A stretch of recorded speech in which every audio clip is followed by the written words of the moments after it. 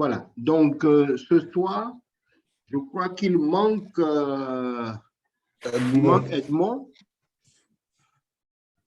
Il manque Edmond, il manque Monsieur Sognon aussi du Bénin.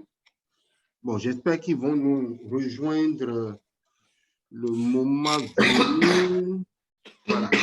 Mais il est l'heure déjà passé de 9 minutes. On va démarrer. Alors, ce soir, j'ai fait appel à un autre expert. Il est dans les changements climatiques, dans les risques et catastrophes. Il est coordonnateur d'un réseau d'ONG africain, enfin mondial, mais il s'occupe de la zone Afrique, lui personnellement. C'est M. Adessou Patrick. Il est basé à Dakar et c'est un ami de longue date. Donc aujourd'hui, dans la formation, il va nous faire un partage d'expérience. Et qui dit partage d'expérience, c'est comment se traduit effectivement dans le quotidien des associations, le cycle de vie des associations. Donc, son partage d'expérience va renforcer effectivement nos capacités de façon très utile. Ensuite, j'ai fait appel à 2 jeunes qui sont des jeunes avec qui je travaille, en tout cas dans mon organisation, j'y veux. Donc, ils sont tous à l'université. Et le cycle de vie de l'association, c'est intéressant de les inviter à suivre. Donc, je leur ai fait ce cadeau de participer à cette formation aujourd'hui. Donc, voilà. Donc, c'est M. Bruno et M. Malik, eux deux sont au Bénin. Voilà. Je ne sais pas si, Patrick, tu veux ajouter quelque chose rapidement, mais sinon, you are welcome. Merci d'accepter d'apporter ta pierre à l'édifice de la formation. Merci. Bonsoir, Lancé. Bonsoir tout le monde. C'est toujours un plaisir de rencontrer, que ce soit en ligne ou en présentiel, des amis et partager le peu d'expérience que nous avons en la matière. Donc, mon nom, comme l'a dit Lancé, c'est Kossi Adessou. Je travaille pour Global Network for Disaster Reduction. Donc, voilà, un tout petit peu ma présentation. Nous allons rentrer dans les détails bientôt, ce sera avec plaisir. Assurez-vous, je n'ai pas de PowerPoint, je n'ai pas de cours formels préparés. Je préfère les interactions. Donc, au moment venu, vous aurez toute la latitude de poser toutes les questions, de m'interrompre en tout moment pour des précisions utiles. Merci et à toi, Nancy. Très bien, merci beaucoup. Alors, nous allons commencer par un récapitulatif d'hier. Alors, qui veut me rappeler chacun 2 mots-clés qu'il a retenus de ce qu'on a fait hier? 2 mots qui l'ont frappé et qu'il retient de la formation hier. Donc, aujourd'hui, j'ai mon fameux tableau dont je vous parlais. Donc, c'est intéressant. Donc, 2 mots. On va commencer peut-être par Dimitri, s'il te plaît. 1 ou 2 mots que tu as retenus de la formation hier. OK. Bonsoir à tous. Bonsoir à tous. Oui, bonsoir. Bon, les 2 mots-clés sur lesquels vraiment depuis hier et puis ce matin, j'essaie de réfléchir et puis de me recadrer moi-même. Il y a l'idée. Comment trouver l'idée? L'idée de la création, la création d'une association. Et après, le but et l'objectif. Parce que pour moi, ce qu'on a vu hier, ce qu'on a vu hier, c'était le cœur même du cours d'hier. L'idée de créer d'abord une association, une entreprise, de créer même un parti politique, même de créer n'importe quel projet, il faut d'abord avoir l'idée. Et bosser sur cette idée-là. Et c'est en fait de cette idée que tu vas te construire une équipe dans la même chose que toi. Et après, maintenant, le but et l'objectif. Où nous partons, quel objectif nous voulons atteindre, quel but nous voulons atteindre, quel est le combat que nous voulons mener.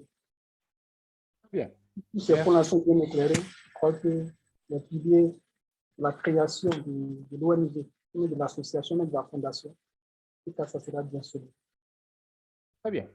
Merci beaucoup, Dimitri. Oui, Monsieur Sognon, quels sont les points? Rappelle-moi ton prénom, s'il te plaît. Je pense que c'est Émile, mon prénom. Sognon, Émile. oui, oui. Émile, d'accord, Oui. c'est bon. Bon, j'espère que tu ne manges pas beaucoup de mille. Hein? OK, donc quel est le point palpitant que tu as retenu de la journée? S'il a beaucoup de mille sur son compte aussi, c'est pas mal, hein? Ah oui, hein? Là, il va partager un peu plus avec moi. Sans OK, problème. on y va. Ok. Hier, nous avons parlé des démarches à suivre pour la création.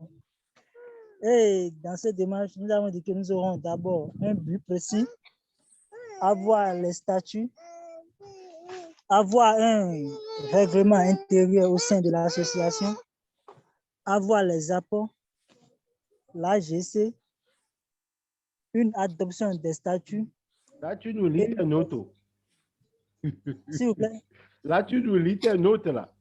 Ah bon, ok. C'est vrai que j'ai pu noter hier que je... Voilà, Non, donc on a allez-y. parlé de la démarche, statut, Oui. règlement intérieur, l'Assemblée générale consécutive. On va laisser le grand frère Jean-Louis terminer peut-être. Est-ce que D'accord. Edmond a rejoint la salle? Moi, je n'ai pas la possibilité de le voir maintenant. Est-ce qu'il est Ouais, là? pour le moment, il n'est pas présent. Il n'est pas présent, hein? Oui, pour le moment. Quelqu'un a pu le contacter WhatsApp? Oui, je vais le faire. Je vais lui envoyer un message. D'accord, merci beaucoup. Ok, bon, sûrement qu'il est peut-être occupé, mais... Oui, ça va se faire. Ah. OK, d'accord. Oui, Jean-Louis, tu veux Oui. compléter avec quelques mots-clés qui t'ont marqué dans la session d'hier? Merci. Merci et encore bonsoir à tout le monde. Moi, je ne dirais pas de mots clés qui m'a marqué, mais je dirais plutôt l'ensemble du cours d'hier. Mhm. C'est-à-dire quoi? Nous, dans nos entendements, de la manière, bon, moi personnellement, ma vision sur les associations depuis hier a changé. OK. Auparavant, une association pour moi était un mouvement, excusez-moi du terme si je peux le dire, où des amis, ils se prennent, ils se donnent la même idée, ils développent quelque chose sans tenir compte de tout ce qui est aux alentours. Évidemment. Donc, c'est pour ça que je dis, je ne pourrais pas dire de mots. Tous les mots qui ont été placés hier m'ont ouvert l'esprit de voir les associations ONG autrement. Donc, en même mot, voilà un peu ce que je peux dire. Très bien. Merci beaucoup, Jean-Louis. Alors, donc, en résumé, donc hier, nous avons parlé de l'idée. Rappelons-nous, l'idée doit être claire. L'idée ne se ramasse pas au marché. On a pu trouver qu'on peut prendre l'idée au marché et puis on va amener le produit, on va vous dire que ce n'est pas ce qu'on cherche. Rappelez-vous de l'exemple qu'on a donné des gens qui veulent régler le problème des femmes battues et qui viennent et les dames vous disent non, nous on apprécie que nos maris nous chicotent. Ça fait partie de la tradition. D'où vous sortez, il ne faut pas venir gâter nos mariages. Donc là, l'association se retrouve en face d'une difficulté. Donc l'évaluation de l'idée doit être testée. Et quand on teste l'idée, on est sûr que ce que nous voulons faire est bon. Deuxième chose, il faut faire attention à certaines idées qui peuvent devenir obsolètes dans le temps. Et je vous ai donné l'exemple de mon organisation, qui au départ était jeune volontaire pour l'environnement. Chemin faisant, on est en train tous de devenir des vieux volontaires et du coup, chez les partenaires, on ne sait plus. Est-ce que vous êtes des jeunes? Est-ce que vous êtes une association de protection de volontariat? Et après, le thème volontaire pouvait payer dans un contexte il y a 20 ans et que 20 ans après, le mot volontaire ne veut peut-être plus dire grande chose auprès d'un certain nombre de PTF. Donc, il faut faire extrêmement attention sur l'idée et la dénomination. On en a parlé hier.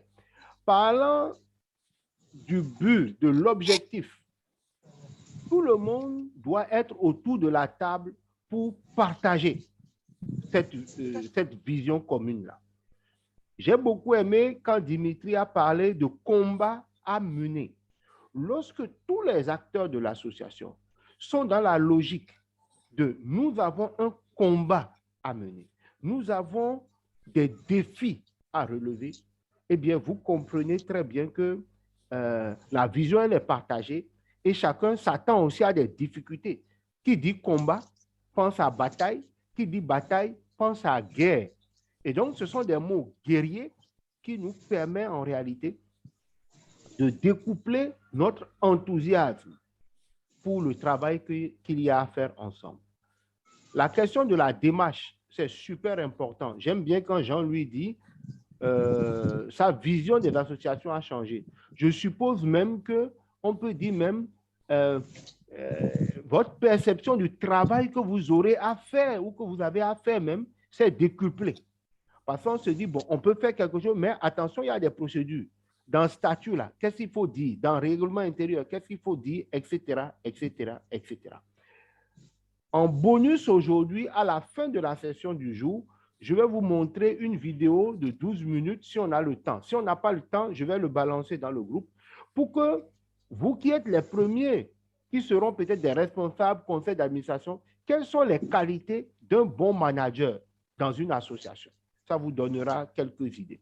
La deuxième, donc ça c'était le module 2. Le module 3 que nous avons démarré hier, c'était le cycle de vie de l'association. Hier, nous avons parlé de la naissance. Ensuite, l'étape suivante, c'est l'adolescence. Donc aujourd'hui, nous allons parler de la partie de la consolidation à la mort. À chacune de ces étapes correspond quelque chose de précis dont nous allons parler aujourd'hui. Et votre objectif, c'est déjà de savoir quelles sont les caractéristiques de ces étapes pour que votre association ne vive pas les affres de certaines des étapes.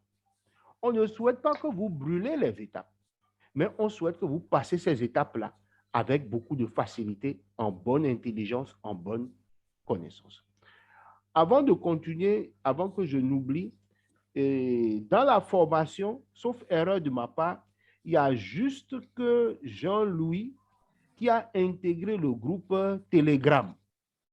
Du coup, il est le seul... Non, il y a Jean-Louis et puis... Il y a moi. Voilà. Voilà. Il y a un moi, deuxième. Je vais le faire parce qu'il y a... Il y a mon téléphone qui est vraiment saturé. Voilà.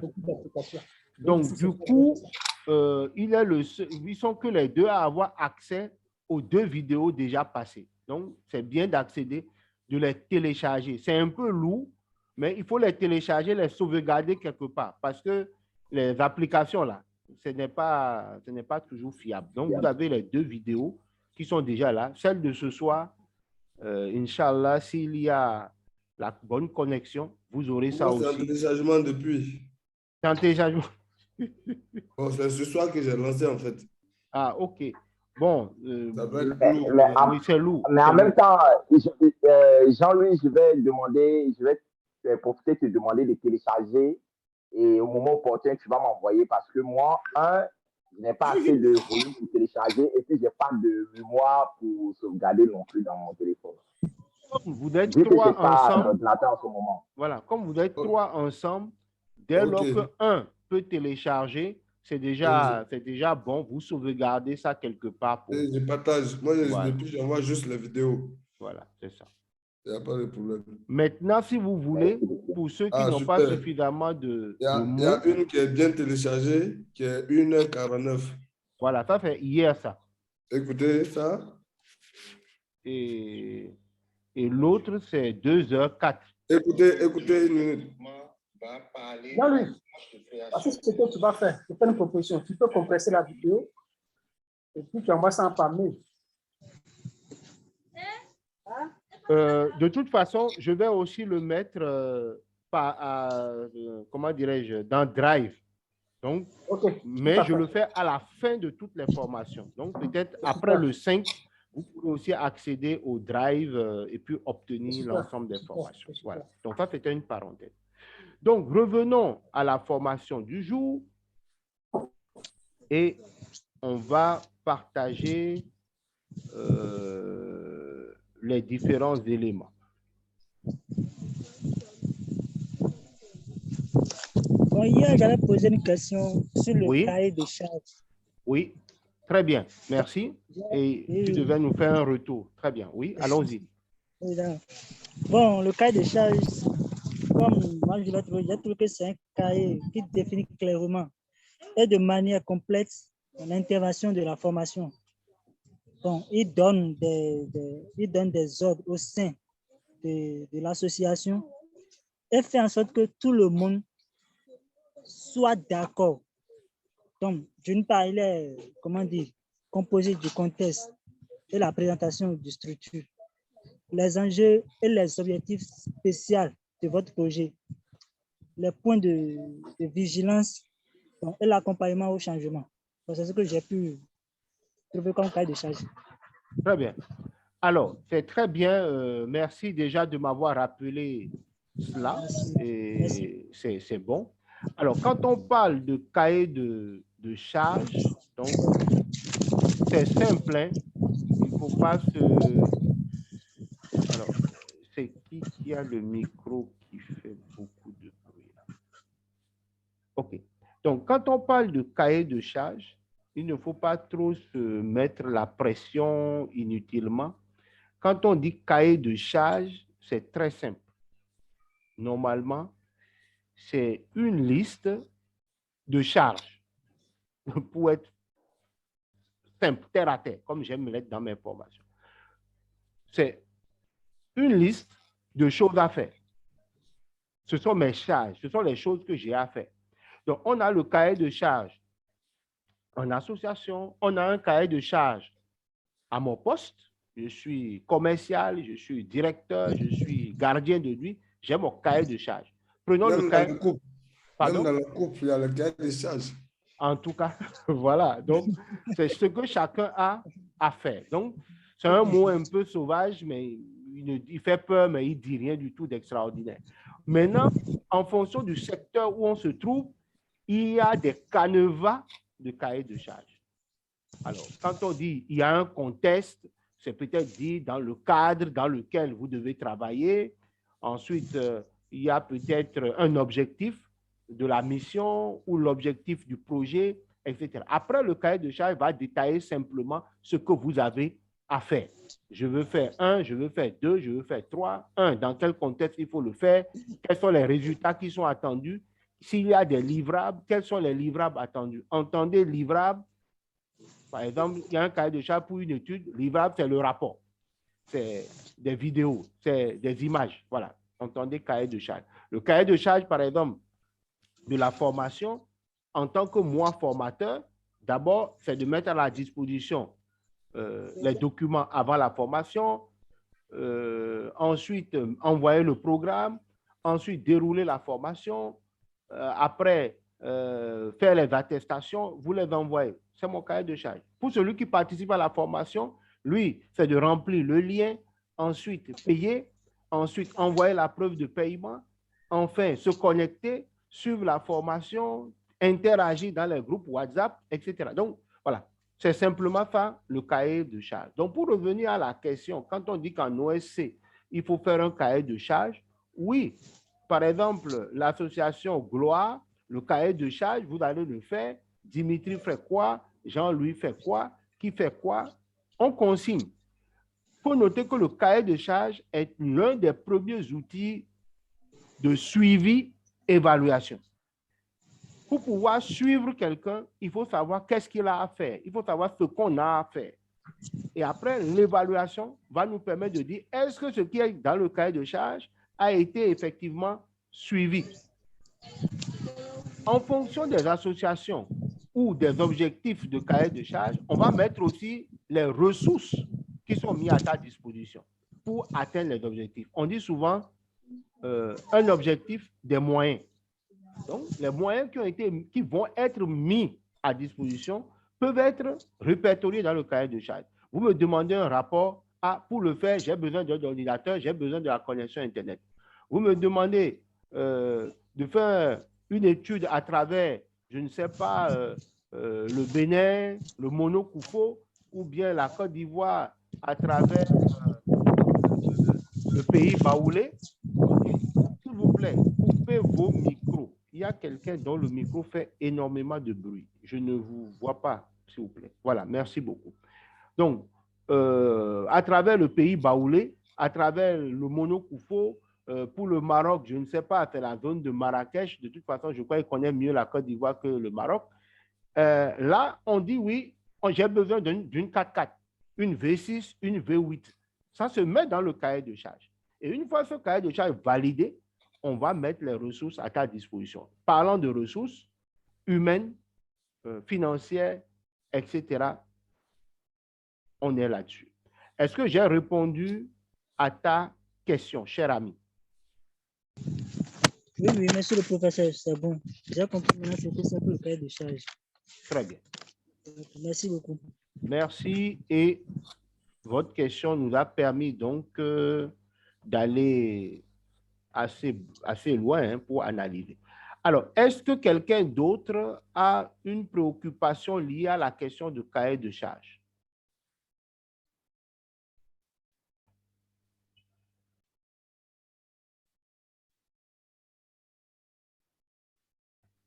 Ou c'est bon, on peut avancer.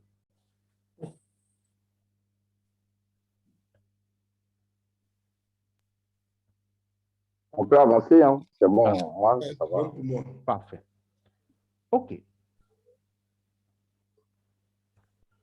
Nous allons parler, donc, comme je l'ai dit, hein, on va terminer le module du jour. Maintenant, il me faut revenir dans ici, partager. Très bien.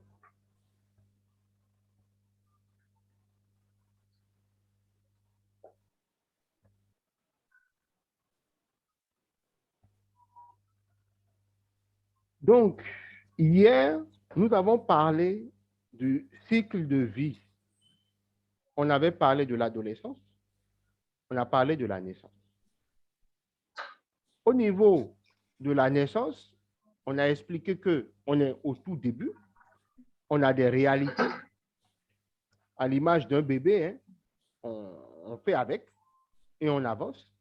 Rappelons qu'au niveau de la naissance, il y a un élément très important que je veux qu'on retienne, c'est qu'au niveau de la naissance, on est à la création, les choses sont floues.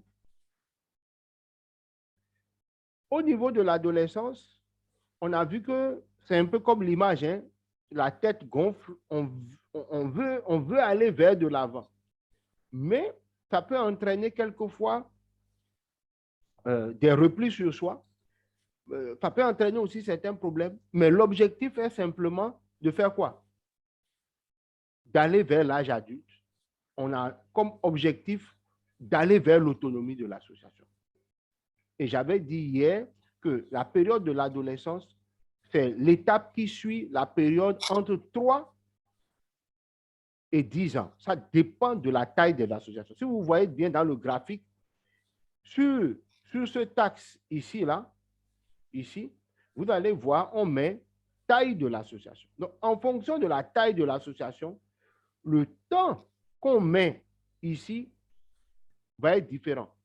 Selon les différentes études, de la naissance à la mort, chez certains, on va mettre 30 à 40 ans. Mais beaucoup d'associations vont mourir malheureusement avant 40 ans. C'est-à-dire vont mourir avec leur créateur. Beaucoup d'associations. Et surtout en Afrique, il n'y a pas beaucoup d'associations qui survivent à leurs initiateurs. Donc, si nous souhaitons que notre association survive à notre mort, si nous voulons parler clairement, ça veut dire qu'on doit mettre, durant toutes ces étapes, on doit mettre des infrastructures, on doit mettre des outils qui font que l'association doit se départager de notre personne. Malheureusement, ce n'est pas simple, y compris dans mon association à moi. Ce n'est pas simple, mais c'est une question de volonté et c'est une question de vision. Et quand on nés dans cette volonté et dans cette vision, ont réussi. D'accord? Et moi, l'exemple que je donne beaucoup, c'est l'exemple, par exemple, d'une structure qui est au Sénégal, qu'on appelle ENDA, qui a survécu effectivement à ses géniteurs. Certains sont décédés, certains sont retraités, mais c'est quasiment la deuxième génération des gens qui prennent l'association et qui en font quelque chose de positif. Et on va comprendre pourquoi tout à l'heure. Alors, passons maintenant à l'étape de la consolidation.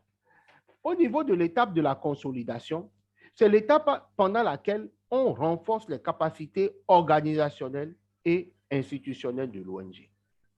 Regardez encore l'image ici. La consolidation, c'est entre l'adolescence et l'âge adulte. Vous voyez, c'est assez long. Ça veut dire que c'est une période qui peut mettre quelquefois une dizaine d'années pour atteindre l'âge adulte. Donc, la consolidation, on a donc un certain nombre d'éléments. C'est là où on va mettre un système de management de l'association. Donc, on a déjà fait l'enfantillage, on a fait des essais, on a fait les choses, on a commencé par avoir du financement. Là, on se prend au sérieux. On renforce la capacité organisationnelle, on renforce la capacité institutionnelle. Qui dit organisation dit la structuration de l'association. Qui dit institutionnel, ça veut dire que l'organisation commence à prendre le dessus sur les personnes. Donc, les systèmes, comme disait Obama, les institutions sont au-dessus des personnes, des institutions fortes. Donc, dans la période de consolidation, c'est la période pendant laquelle l'institution s'assoit. Sa personnalité morale s'impose. Ça veut dire qu'à des moments donnés, le président voudra faire quelque chose, mais l'institution conseil d'administration va lui dire non. On arrive à un moment où le directeur exécutif voudra faire quelque chose, l'institution direction exécutive va lui dire non. Et s'il arrive à résister, l'institution conseil d'administration va lui dire non. Et si ce n'est pas faisable, l'institution assemblée générale va régler le problème. Donc, c'est la phase où l'institutionnalisation organisationnelle se renforce. À ce niveau, on a des règles administratives qui sont claires. Ce n'est plus l'humeur du directeur ou du président qui prime. Je vous donne un exemple. J'ai mal au ventre ce matin. J'appelle le directeur. Ah, directeur, vraiment, mon ventre là, vraiment. OK, il faut rester chez toi. Ça, c'est la phase naissance, c'est la phase adolescence. Mais quand on arrive à la phase consolidation, le réflexe de l'employé même, c'est que disent les textes. Le manuel de procédure dit quoi? Quand je me lève le matin et j'ai mal au ventre, les textes disent quoi? Ah, d'abord, je dois signaler peut-être un retard pour aller à l'hôpital. Après cela, il y a peut-être même l'hôpital ou le médecin du travail chez qui je dois aller. Donc, on est dans une phase où les règles administratives sont connues, appliquées. Ce n'est pas à la tête du client. Donc, on travaille à la professionnalisation de l'organisation. C'est ça l'étape de la consolidation. On commence, on quitte l'étape association de quartier, l'amicale des jeunes, voilà. On passe vers quelque chose de professionnel. Ça devient peut-être, ça commence à devenir le gagne-pain des uns et des autres. On met en place une politique de gestion des ressources humaines. Les congés payés, comment ça fonctionne? Les retards, comment c'est sanctionné? La carrière, quand tu rentres dans l'association Wagmes, quelle est l'étape suivante? Tu rentres chauffeur, quelle est l'étape suivante? Etc. Donc, on met en place une politique de gestion des ressources humaines. Les collaborateurs commencent par être déclarés à la sécurité sociale. Parce qu'ils commencent par réfléchir à avoir la retraite. Donc, on se professionnalise. On met un système de gestion financière transparente. Oui, dans nos associations, la vraie transparence, c'est ça qui pose problème. Pourquoi? Parce que quand tu dis à l'autre que c'est 2 millions qui est arrivé, il commence par avoir les yeux dedans. Donc, du coup, on a tendance à cacher ça. Or, normalement, en association, ce n'est pas ça. Si c'est 10 millions qui est arrivé, on sait pourquoi les 10 millions sont arrivés et ça ne devrait poser problème à personne que les 10 millions soient utilisés tels que prévu. Mais il est important qu'à cette étape, l'association met un système de gestion financière efficace en place et transparent. Mais ça ne dépend pas de nous. Ça dépend essentiellement, quelquefois, de la volonté des associés, mais ça dépend avant tout, quelquefois, des types de bailleurs que vous allez chercher. C'est pour cela, la période d'année, vous allez voir, je ne l'ai pas mis dans la formation, parce que c'est très vindicatif. Vous avez des ONG ou des associations, au regard du parcours des associés, vont mettre peut-être 4 à 5 ans pour atteindre cette période de consolidation. Parce qu'ils sont déjà moulés pour tout ce qui est question de transparence, moulés pour question de politique, moulés pour question de professionnalisation. Donc déjà, dès la première année, la deuxième année, ils mettent en place les bases là. Donc leur étape naissance-adolescence va faire peut-être 1 ou 2 ans et déjà ils sont dans la consolidation. Alors que d'autres associations vont mettre plus de temps dans la période pour atteindre la consolidation. Enfin, il y a la conception et la mise en place des systèmes de planification. Qu'est-ce que nous appelons planification? J'en ai parlé hier. Prenons l'association La Gloire. Nous voulons permettre aux enfants d'avoir de la bonne formation. OK, c'est bon, formation. Mais dans 5 ans, est-ce qu'on va faire toujours formation? Dans 5 ans, on aura formé combien? Dans 10 ans, est-ce que, je l'ai dit hier, on veut notre siège où? À Abidjan? Dans l'Ouest? Dans l'Est? C'est pour ça qu'on a besoin des outils de planification. Et parmi ces outils de planification, la plus populairement connue, c'est le plan stratégique. J'ai eu une autre formation de 10 heures qui parle de la conception d'un plan stratégique, du début à la fin. Donc ça, c'est une formation qui coûte 100 000. C'est pour ceux qui véritablement sont veulent, c'est sur 10 heures de temps, la conception de plan stratégique. Donc, vous mettez en place votre plan stratégique qui est en quelque sorte le plan de croissance de votre ONG. Un plan stratégique, il peut être triennal, quinquennal, et c'est ce qui est généralement le plus populaire, c'est 5 ans. Mais vous avez des grosses organisations qui vont aller à 7 ans. Mais il faut dire qu'on peut avoir différents types de plans stratégiques. Bon, là, je vis dans un autre cours là.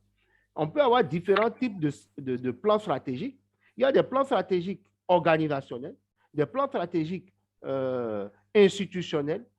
Par exemple, quelqu'un qui a envie de construire son siège, ça va être mis dans un plan stratégique peut-être de 7 ans, voire de 10 ans. Ça dépend de ce que vous voulez faire, qu'est-ce que vous voulez construire avec votre plan stratégique. Mais généralement, pour une association, le plan stratégique, c'est en 3 ans. À la fin des 3 ans, on évalue le plan stratégique et on prépare un nouveau. Le plan stratégique va être décliné en plan de travail annuel, ayant pour objectif d'atteindre les objectifs du plan stratégique. Le plan stratégique va dire le budget qu'on a besoin. Donc, je crois qu'une association qui, dès le début, a son plan stratégique, va rapidement gravir les échelons. Mais s'il ne l'a pas fait au début, ben, au niveau de la consolidation, elle a besoin d'un plan stratégique. Et le plan stratégique est mis comme l'un des éléments de planification. Donc, j'ai donné un outil de planification. Il y a d'autres outils de planification, mais le plan stratégique est le plus populaire et le plus utilisé. Et donc, ça permet d'avoir la vision à court, moyen, long terme de l'association. Donc, on sait, quelqu'un qui a son outil de planification, il sait à quel moment il doit acheter les ordinateurs, à quel moment il doit acheter des bureaux, à quel moment il doit construire siège, à quel moment il doit aller vers un bureau qui a plus de pièces, etc., etc., etc. Voilà pour l'étape de la consolidation. Après l'étape de la consolidation, là, on est à l'âge adulte. Au niveau de l'âge adulte, c'est l'étape de la grande... Oui. Je voulais savoir quelque chose. Oui, allons-y. C'est sur le point, j'avais noté ça. Oui, je suis revenu sur le PowerPoint. Voilà, PowerPoint, voilà. C'est le deuxième point. Le Oui. système de management de l'association est une assise. Bon, comme nous le savons tous, hein, bon, comme je le sais, hein, est-ce que parce que souvent, c'est ce qui fait que la majorité des entreprises, même des grandes associations comme a failli, souvent, c'est le système de management. Parce que quand le système, par exemple, le manager, il permet d'atteindre un objectif. Et généralement, le système qu'on met en place pour atteindre l'objectif, souvent, quand ça n'a pas atteint, l'association commence à tourner en bourrique et ça tombe. Est-ce qu'à la place du management, on ne peut pas mettre un leadership? Parce que le leadership, c'est une vision. Il permet à tout le monde de s'imprégner dedans pour, en tout cas, apporter un plus. Parce que là, je vois un système avec le manager, un système de dictat. Parce qu'il va tracer un schéma de management.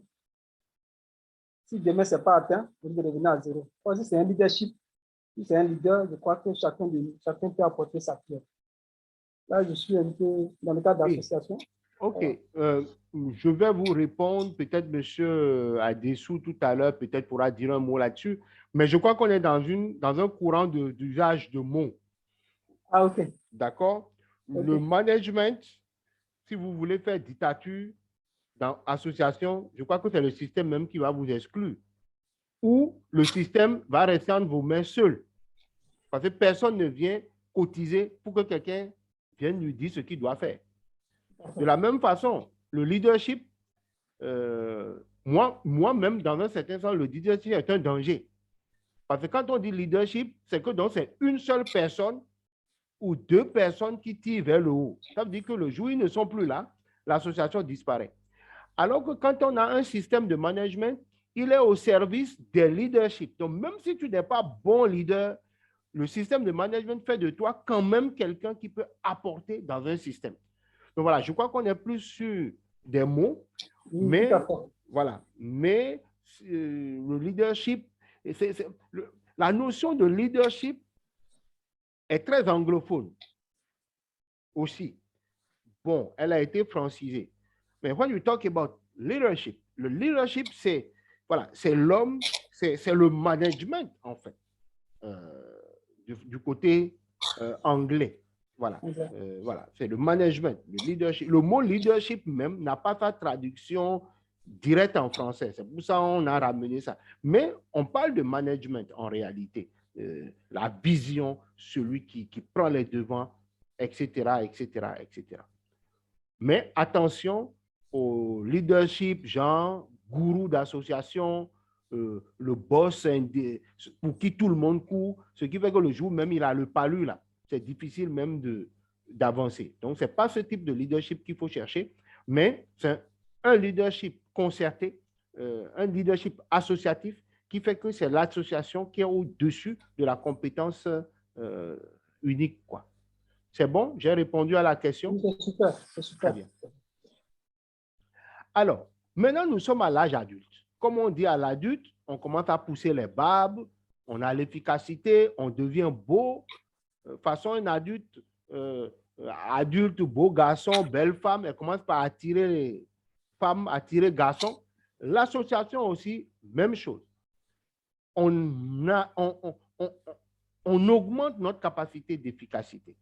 C'est une très grande efficacité. On est stable. on résiste même aux chocs exogènes et endogènes. L'association est posée. La vision, la mission est parfaitement en adéquation avec les stratégies d'action. On a une certaine cohérence dans l'action. Qui dit cohérence dit efficacité dans le travail. Qui dit efficacité dans le travail, on commence par attirer de soi-même les partenaires. Ça veut dire que quand vous dites, je ne sais pas, ONG, disons n'importe quoi, amis de la terre, dans n'importe quel pays, tout de suite, les gens savent que, bon, ceux-là, ils sont du sérieux. Au début, le mardi, quelqu'un a parlé de Reporters sans frontières, de Médecins du monde, d'Amnesty International. Voilà. Ils sont dans cette étape adulte. Et, oui? Quelqu'un a une question? Non, non, je ne comprends pas. OK. Ça va pour moi, ça va pour moi. D'accord, j'entendais quelqu'un qui posait une question. OK. Donc, RSF, Médecins du monde, toutes ces grandes associations sont dans l'étape de l'âge adulte. Leur seul nom peut te faire garantir. C'est pour ça que nous, les petites ONG, là, on essaye d'avoir de petits projets communs avec eux. Si tu dis que mon co-listier, mon co-partenaire, c'est Amnesty International, waouh, OK, d'accord, ça passe. On profite de leur image de marque. Donc, à ce moment donné, c'est la stabilité. Les systèmes, tant au niveau du management, tant au niveau, donc qui dit management, c'est gestion financière, gestion des ressources humaines et tout ce que vous voulez. Tous les systèmes établis sont fonctionnels, mais surtout avec un mécanisme d'auto-contrôle. Donc, on a un système de contrôle interne et un système de contrôle externe. Le contrôle interne, peut-être c'est quelqu'un qui s'occupe de ça. Et en fin d'exercice, peut-être le conseil d'administration ou l'assemblée générale va demander un contrôle d'un cabinet externe qui valide les informations qui sont produites. Donc, l'âge adulte, normalement, c'est un haut niveau de stabilité qui met et les membres de l'association d'accord, mais aussi les partenaires externes à l'association, ça met tout le monde d'accord. Le dernier point, c'est qu'à l'âge adulte, le personnel dans son ensemble se sent lié par une même vision. On ne se tire plus, c'est-à-dire l'osmose a pris. Il y a un team building. Tout le monde va dans le même sens, du président jusqu'au dernier de l'association et du dernier jusqu'au premier, tout le monde se sent lié. L'avenir de la structure devient une affaire de tous. C'est-à-dire que le producteur de l'association qui est dans le champ, c'est que, attention, la blanche qui est arrivée là, je dois bien la recevoir parce que grâce au financement que je vais recevoir demain, ça va payer mon salaire, ça va nourrir ma famille. Le directeur aussi sait que, tel rendez-vous que j'ai, je dois arriver à l'heure parce que de ce financement dépend peut-être 65 personnes qui travaillent derrière et qui doivent prendre leur salaire et qui doivent. Et par avant, c'est des millions de communautés qui attendent notre intervention. À partir de là, je ne peux pas faire n'importe quoi. Donc, l'avenir de la structure devient l'affaire de tous. À contrario des étapes suivantes qu'on va voir tout à l'heure, où, à un moment donné, c'est la fatigue. Tant pis, si on fait pas, mon salaire va venir. C'est aussi une autre étape de l'association qu'il faut se battre à éviter. Après l'âge adulte, on a ce que nous appelons la maturité.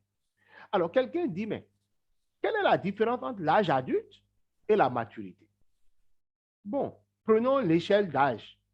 On va dire que quelqu'un est adulte à partir de 18 ans. Mais est-ce qu'il est mature?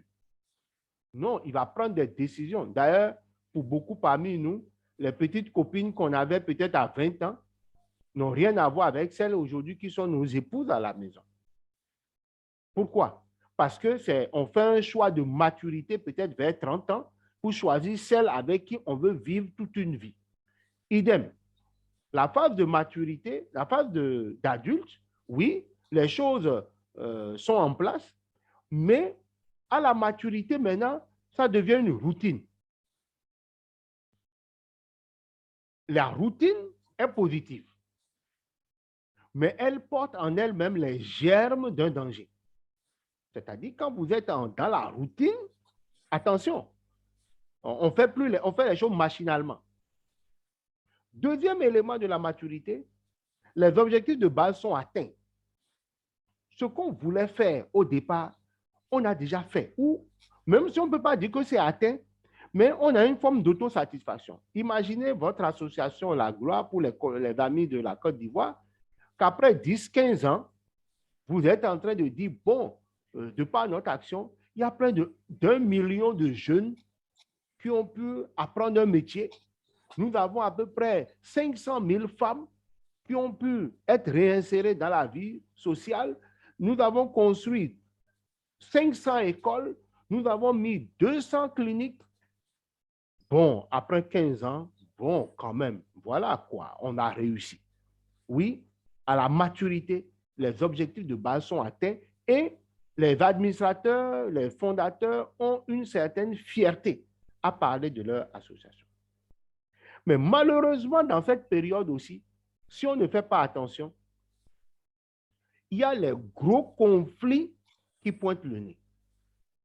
Et dans la phase de maturité, on met beaucoup d'énergie dans la résolution des petits conflits entre président et directeur, entre directeur et secrétaire, entre secrétaire et exécutif et président, entre président et quelqu'un. On met beaucoup d'énergie dans ces choses. Après, c'est l'étape où l'association a tellement une certaine image, pour un rien, on va en justice. C'est l'étape aussi où peut-être chaque mois, on paye avocat. Donc, pour un petit truc, au lieu de discuter, bon, on envoie à l'avocat, il faut qu'il travaille. Et on passe beaucoup d'énergie dans des procédures en justice contre des employés, contre des partenaires. On devient tatillon sur les clauses des petits contrats. Tu as fait 1 jour de retard pour livrer un rapport, c'est pénalité de ci, l'autre dit non. Et on perd beaucoup de temps dans la maturité à aller surtout vers des conflits inutiles qu'on ne connaissait pas dans les étapes inférieures. Quelqu'un t'envoie un rapport en retard, tu lui dis, oh bon, écoute, toi aussi. Voilà. Et puis ça passe. Mais quand on est dans une structure mature, parce qu'on a peur que lors du contrôle interne, on nous dise que les textes disent, quand quelqu'un livre un rapport en retard, il y a pénalité de 10% sur ce qu'on doit lui payer. Mais si je ne respecte pas ça, donc, on risque de me dire que je suis de connivence avec l'expert. Donc, on va se mettre à faire des procédures en justice pour respecter l'assise institutionnelle et non plus être efficacement objectif dans la culture de la structure. Je ne sais pas si vous me comprenez. On arrive à un niveau où on fait des choses pour répondre à une institution et non par rapport forcément à de l'efficacité directe. Donc, on se crée des conflits. À ce niveau aussi, on peut retrouver de gros problèmes de staff. De gros problèmes de staff entre les staffs et les membres. Qui dit staff? C'est directeur, c'est secrétaire, c'est comptable. Membres, c'est généralement ceux qui représentent l'association à travers le conseil d'administration ou même des gens qui sont juste là, juste membres. Voilà, c'est vous qui êtes là-bas, c'est vous qui bouffez. Nous, on cotise, c'est vous qui bouffez. Et ça devient des conflits interminables. Parmi les solutions possibles, l'association a besoin de se renouveler, de trouver de nouvelles énergies et revoir sa vision et sa mission. Donc, c'est cette relecture de la mission et de la... Puisqu'on a dit tout à l'heure que les objectifs de base sont atteints. Donc, quand les choses sont atteintes, bon, c'est terminé. Prenons le cas du mariage, hein, on a dit. Quand ton objectif, malheureusement, il n'y a même pas de femmes dans notre formation, mais quand ton objectif, c'est chercher femme, qu'est-ce que tu fais? C'est shawarma, c'est ci, c'est ça. Mais si ton objectif là est atteint, il faut désormais trouver de nouveaux enjeux. Oui, c'est la maman de mes enfants, c'est celle qui m'aide à régler mes problèmes. J'ai besoin de son avis pour avancer. Et ce sont ces nouveaux contextes qu'on met sur la table qui permettent d'entretenir la flamme qu'on avait avec la dame. Idem pour l'association. Si l'objectif principal est atteint et qu'on est dans l'autosatisfaction, eh bien, on ne peut pas avancer. Donc, il faut réfléchir, trouver de nouveaux enjeux, regarder. Peut-être nous avons fait les enfants, mais peut-être il faut aller vers peut-être les femmes, ou bien aller faire de l'agriculture désormais, faire de l'agroécologie, ou peut-être il faut aller peut-être vers les albinos, mettre notre notoriété acquise avec les enfants vers les albinos, etc. Le point ici, il faut faire un exercice de planification stratégique pour repositionner et repartir sur de nouvelles bases. C'est généralement le moment où peut-être certains doyens classiques de l'association doivent prendre leur retraite, doivent partir, doivent laisser la main aux jeunes pour qu'une nouvelle génération prenne le relais et avance. Voilà ce qu'on peut faire. Parce que si ce point de maturité-là n'est pas traité, automatiquement, on verse dans une autre étape. C'est l'étape de la bureaucratie. À ce moment, on a vu la période de maturité s'installer et là, on devient des bureaucrates. Ah, les procédures ont dit que, l'administration a dit que. Bref, c'est ce qu'on appelle la phase aristocratique.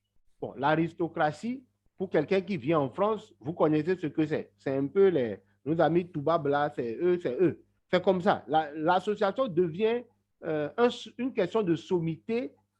L'image de l'association, c'est ça qu'on veut préserver, au lieu de préserver la mission même qu'on a à faire ou la renouveler. On dit non, désormais c'est quand même amnistie. C'est amnistie, on ne peut pas faire ça. Mais vous allez voir, les grosses associations comme Amnesty, comme Médecins sans frontières, comme tous ceux-là, ils ont réussi à faire ça. C'est-à-dire, à des moments donnés, vous allez les voir rebondir sur certaines nouvelles thématiques. Et vous vous demandez, mais ah bon? Eux aussi, ils ont commencé à faire ça? Oui, parce qu'ils ont compris que, bon, aujourd'hui, il n'est plus question de journalistes seulement, mais il faut peut-être faire de la formation des journalistes. Après, oui, on fait formation des journalistes, il faut peut-être s'intéresser aux prisons, ainsi de suite. Donc, vous allez voir, chaque 5 à 10 ans, ces grosses structures changent de cheval de bataille, qui est toujours complémentaire à leur objectif principal. C'est ça qu'il faut faire pour éviter que la bureaucratie ne s'installe. Dans la période de la bureaucratie, il y a un gros problème, les amis. C'est la démotivation, c'est la fatigue, c'est le burn-out des employés. Ils viennent au travail, ils s'ennuient, ils viennent seulement travailler pour le salaire. Quand votre association arrive à ça, vous êtes dans une phase de bureaucratie. Au lieu de venir chercher des solutions pour les communautés, on va maintenant désormais chercher quel est le bailleur qui peut nous financer.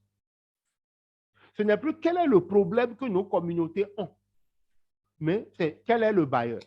Donc, en réalité, on garde des liens forts avec les PTF, partenaires techniques et financiers, mais on coupe les ponts en réalité avec la base.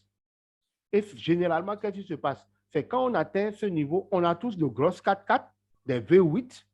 Quand on vient peut-être avec la police qui déblaye le chemin. Et donc, on n'écoute plus les populations. Vous voyez. Et on se retrouve être une organisation d'élite au lieu d'être une organisation comme on l'était à la base avec les populations. Qui dit bureaucratie dit qu'on est dans la pénombre de la mort. Alors, c'est quoi la pénombre de la mort? Alors, ici, c'est clair. Les étapes précédentes ont présenté les gemmes de conflit. On a des conflits qui se sont exprimés, mais aussi on a des conflits latents ou non traités ou mal résolus. Tout ça fait que les membres même perdent confiance à l'association.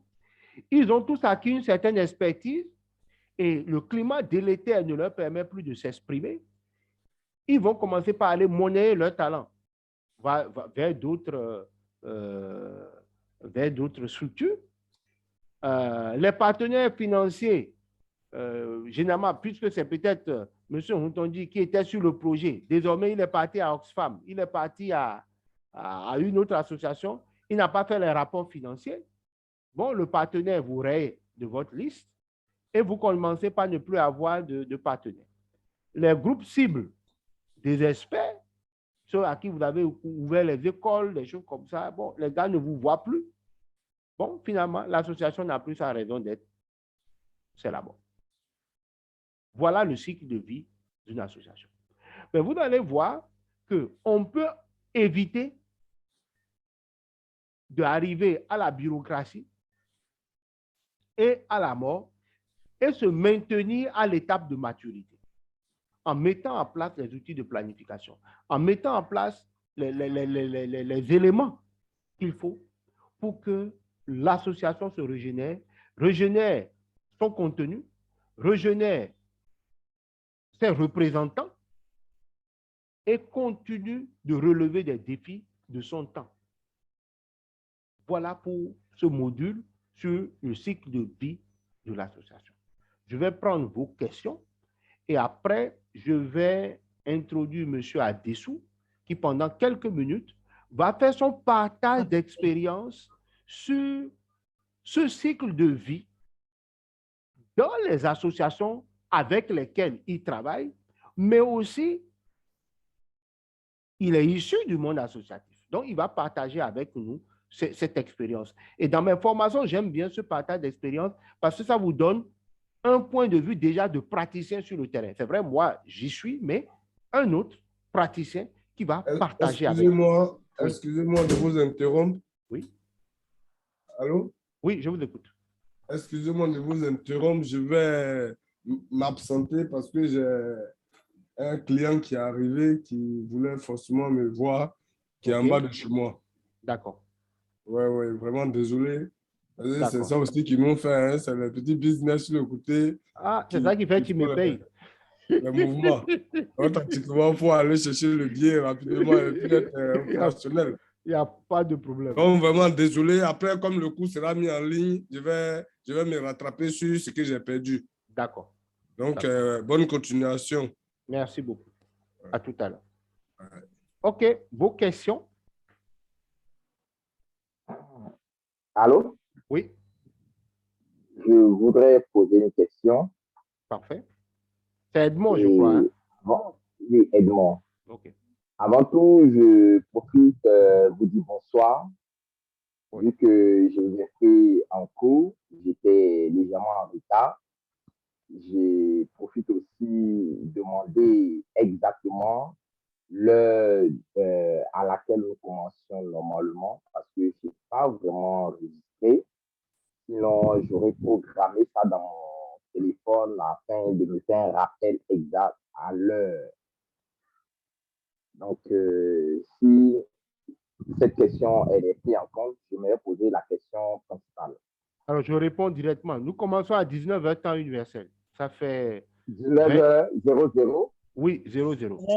À 19h temps universel, c'est à 21h chez nous ici au Bénin.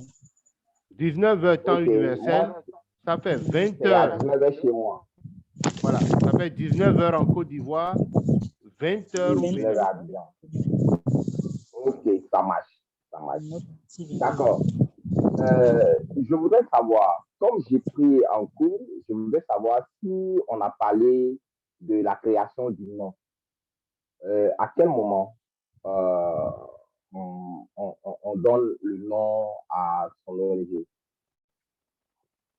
Très bien. Oui, pour la création du nom, j'en ai parlé juste au début. On en a parlé un peu hier et je disais qu'on allait encore rentrer dans plus de détails aujourd'hui. Alors, la création du nom, ça se fait au début, bien entendu. Mais comme je disais, peut-être à votre absence, on ne donne pas le nom n'importe comment. Il faut que le nom soit évocateur. Et comme je vous disais le lundi, quand vous dites ONG La Gloire, est-ce que quelqu'un qui vous écoute tout à l'heure sait que Gloire, c'est pour effectivement construire des écoles, rescolariser les enfants, etc. Et j'ai donné tout à l'heure l'exemple de mon organisation. jeunes volontaires pour l'environnement. On est tous en train de devenir pratiquement vieux, parce qu'après 40 ans, on n'est plus jeune en réalité, même si on est jeune dans la tête. Alors, quand le partenaire ou nos mandants regardent jeunes volontaires, les gens s'attendent à voir des jeunes qui viennent bavarder et vous venez avec les cheveux gris. Ils sont perdus. Ensuite, on dit volontaire. Bon, le mot volontaire, il y a peut-être 20 ans, c'était parlant. C'était un mouvement. Mais est-ce qu'aujourd'hui, quand tu dis à quelqu'un que tu es volontaire, ça représente quelque chose pour lui? Ça veut dire que le choix du nom a été utile dans le temps, mais peut-être gagnerait à être lifté un peu. Ça, c'est mon organisation. Et les débats actuellement sont en cours pour réfléchir à la chose. Est-ce qu'il faut garder le même tétragramme là, JVE, et lui donner une autre signification? Le débat, il est en cours depuis bientôt 10 ans. Mais c'est pour vous donner un exemple que dans un nom, il faut que ce soit évocatif. Et il faut que le nom résiste au temps. Sinon, il faut prévoir qu'à un moment donné, il faudra le changer. Vous prenez par exemple WWF. C'était World Wide Fund. C'était une ONG. WWF. World Wide Fund. Bon, mais pendant longtemps, ils recevaient des demandes de financement. Parce que vous-même, vous allez que vous appelez fonds de quelque chose. Alors qu'en réalité, c'est une ONG qui va aussi chercher des fonds pour sauver la nature et les animaux. Donc, ils ont gardé le même tétragramme WWF, mais en bas, ils donnent leur objectif en une demi-phrase. Je crois que c'est protection de quelque chose, je ne me rappelle plus, mais ils précisent. Et là, vous comprenez qu'ils ne sont plus un fonds qui finance, mais plutôt c'est un organisme dédié à la protection animalière. Vous voyez? Donc, le nom est super important, mais ça se donne au début. Et ça mérite d'être discuté. Ça mérite d'être testé. Ça mérite même d'être étudié. Et pour nous qui sommes africains, vous allez voir, certains même iront même vers les anciens pour voir est-ce que ce nom-là va porter bonheur à leur activité. Bon, je ne dis pas d'aller jusque-là, mais c'est pour vous dire toute l'importance qu'un nom revêt dans la vie d'une association. Okay. Est-ce que j'ai répondu à votre préoccupation? Oui, c'est bon. C'est bon, ça me va. Merci. Très bien. S'il n'y a pas d'autres questions venant de M. Sognon et de M. Dimitri. Bon, je n'ai aucune question. Je n'ai aucune question pour le moment. OK. Ton micro est coupé, hein, Dimitri? Je pense qu'il serait occupé. Je pense que. Je suis pas occupé, je suis là. Je suis là. Ok, c'est bon, il est là. Les pages sont bonnes pour moi. D'accord, parfait. Exceptionnellement, avec votre permission, je vais demander à Malik et à Bruno s'ils ont des questions. Aucune question pour ma part. Parfait. Bruno? Oui, je vous ai bien suivi. Bonsoir tout le monde. Je vous ai bien suivi. J'ai pris note. Je n'ai pas encore de questions. Parfait. Merci beaucoup. Nous allons aller donc vers le deuxième temps fort de notre formation de ce soir.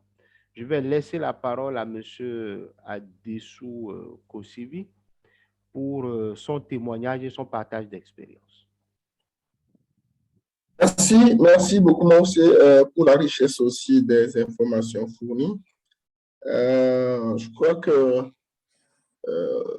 de par mon expérience à GNDR, nous sommes plutôt un réseau, donc j'ai la chance de voir à la fois ce que Monsieur a qualifié de petites organisations et de grandes organisations. La distinction comparative est beaucoup plus facile, mais parfois l'historique qui a conduit à cette distinction n'est pas toujours stable. Et c'est pour cela que quand Maussé m'a appelé pour ce cours, je me suis d'abord demandé quel était l'objectif des apprenants. Et qu'est-ce que les apprenants veulent faire et pourquoi ils voudraient le faire. Parce que ce sont des questions simples, mais extrêmement importantes pour baliser déjà la voie vers une organisation, vers un processus managérial cohérent qui permet justement de ne pas anticiper les étapes telles qu'elles ont été annoncées par Maussé. Alors, une petite organisation, une organisation se définit, est dite petite, pas par le nombre d'années qu'elle a. Justement, c'est pourquoi nous pouvons trouver des organisations de 20. Désolé, mon caméra, j'ai essayé de mettre le caméra, mais ça ne marche pas. Donc, je ne sais pas si ça a été l'administrateur qui a géré comme tel. Donc, vous ne pourrez pas me voir, mais ce n'est pas bien grave. Normalement, si tu es sur Zoom, là, tu es sur téléphone ou sur l'ordinateur? Je suis sur mon ordinateur, je suis sur voilà. Zoom. Juste au niveau de la caméra, clique sur les... choisir filtre vidéo, arrière-plan. Et paramètres vidéo. Il ne te propose pas de choisir une caméra? Oui, j'ai toujours, il me dit paramètres vidéo, mettre ma vidéo en miroir, ajuster les conditions fiables. Donc, ça ne m'offre pas l'option caméra. Oh. Attends. Mais non, donc ça veut dire que c'est ton ordinateur qui est bloqué. Parce que chez toi, là, la caméra est allumée. Oui, chez moi, la caméra est allumée justement. Donc, voilà. Si vous mais on ne te voit pas. Bon, c'est pas bien grave. C'est pas grave. Mais ouais. Dans Zoom, ta caméra est allumée quand même. D'accord, ok. Donc, je disais... ouais. Je disais que la petitesse d'une organisation ne se définit pas par le nombre d'années. C'est-à-dire, une organisation peut avoir 5 ans, elle peut être grande, et une organisation de 20 ans peut être petite. C'est-à-dire que tout part du mécanisme qui est mis en place dans un premier temps, mais également de la disposition et de la disponibilité du personnel. On connaît des ONG, des gens qui ont créé des associations pour préparer leur retraite. Donc, tant qu'ils sont dans d'autres fonctions, ce sont des organisations qui balbutient le temps qu'eux finissent et de venir véritablement s'asseoir. Et généralement, je peux vous rassurer à 90% que ça ne marchera pas. Parce qu'une organisation, c'est comme un être vivant qui doit franchir les étapes. Et lorsqu'une étape n'est pas bien franchie, l'organisation commence par avoir des déformations, tout comme les êtres humains. Les grandes organisations, elles ne sont pas forcément grandes par le nombre d'années, même si généralement c'est le cas. Elles sont grandes parce que, moi, je venais de le dire, il y a un mécanisme en place. Donc, on a toutes les politiques en place. Moi, je travaille à GNDR. Nous avons en tout et pour tout 21 politiques. Donc, il n'est pas possible, même si GNDR n'a pas encore 20 ans, GNDR a à peine 12 ans, mais il n'est pas possible à un supra-acteur de venir changer l'histoire de GNDR parce que toute personne qui vient se soumet d'abord aux politiques mises en place. Et cela s'applique à la fois aux membres du conseil d'administration, aux trustees. Les trustees, c'est ceux qui gèrent l'aspect financier dans le droit anglais et aussi aux membres du bureau exécutif. Donc, la question fondamentale que j'ai posée au début, c'est pourquoi vous voulez créer une organisation est très importante. On ne crée pas une organisation parce que l'autre à côté de moi, on a étudié ensemble, lui il réussit parce qu'il a créé une ONG, moi je vais en créer. Non, il faut avoir défini un objectif.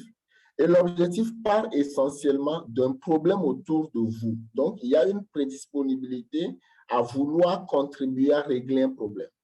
Parce que c'est ça, évidemment, la dimension sociale des associations.